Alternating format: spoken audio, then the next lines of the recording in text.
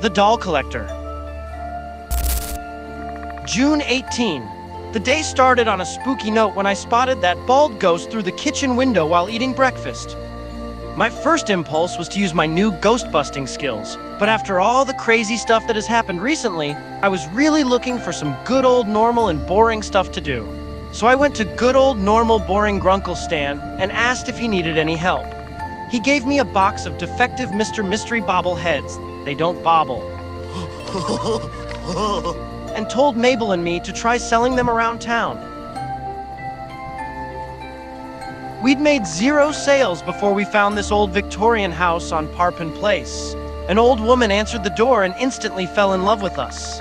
We tried our sales pitch on her, but before we got very far, she had already agreed to buy the whole box of bobbleheads and ushered us inside.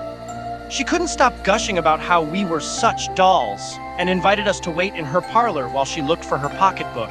It became clear right away why she wanted the bobbleheads. Every wall of her parlor was covered in shelves full of every kind of doll. Mabel could not think of a single doll that the old woman didn't own. A sad sigh came from behind us as our host entered the room carrying a tea set. She told us that Mabel was correct. She had a complete collection of every doll in the entire world. What was an avid collector to do without anything to collect? My sister suggested that there would be new dolls in the future. The woman said there would be nothing new until the fall. What was she to do until then? As my sister stammered, I turned towards the Gideon doll. It was just as creepy as the real thing. Mabel admitted she had no solution but would help in any way she could. The old woman cooed, I know you will, my dear. Just then, I noticed the Gideon doll was shaking and sweating. It was as creepy as the real thing, because it was the real thing!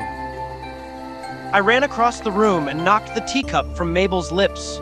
The old woman knew I was onto her. She lunged at me and pinned me to the ground underneath her. She poured tea from the teapot onto my face while trying to force my mouth open. Mabel watched us, totally confused.